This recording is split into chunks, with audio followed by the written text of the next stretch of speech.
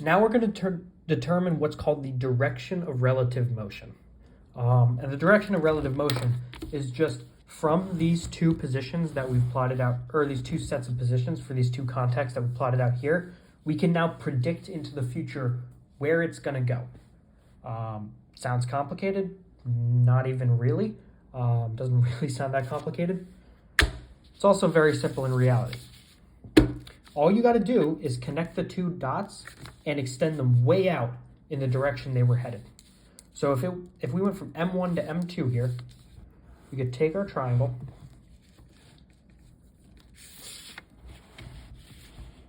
leave it like that, line it up so it's perfectly in line with M1 and M2. And you're going to connect the two dots and then continue that line way out towards the end of the scope. Doesn't actually have to go all the way to the end of the scope, but a good distance that way.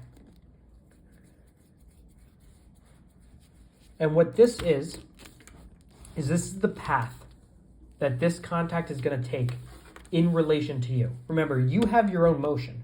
I didn't give it at the beginning of the problem because we're not worrying about that yet. However, you're going, let's say you're going this way at like 15 knots in this direction. So this is not the true motion of the contact. This is its motion relative to you. Meaning this is what you see on your radar doing, and technically it's what it sees you doing on its radar, just in the opposite direction. They're moving at the same angle. It's not true in reality, it's just indicative of the relationship you two have with one another. Same is true with contact B down here. If we take M1 and M2, and we connect the dots, like so. Make sure that's not perfect. Make sure it's as close to hitting them both in the center as you can, because that's going to get you the most accurate relationship possible. And you continue that out nice and far as well. And then there you have contact B's direction of relative motion. Now, you can see these two lines intersect here. That doesn't mean that the ships are going to crash. They're moving at different speeds around here. So maybe this is going to pass here and that's going to pass there sometime later. So where this intersects doesn't really mean anything. All this shows is how they're going to react in relation to you. Their relative motion relative to one another, we don't know that. And we don't care about that. They're not us. We're worried about ourselves. But this is their directions of relative motion. Importantly, we should probably know what this angle actually is. So if we want to measure what this angle is, we could set our triangle in line with it. Nice and perfect. And then we're going to slide the triangle over so it passes through our center.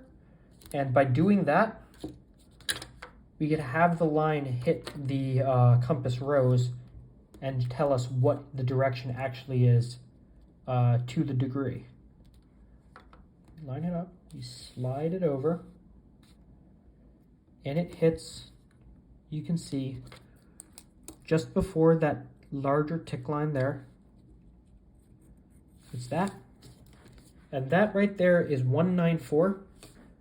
194 being the DRM of A. So contact A has a direction of relative motion of 194 degrees, of 194.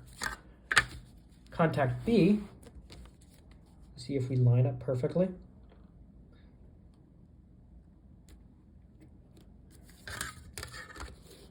And slide it upwards.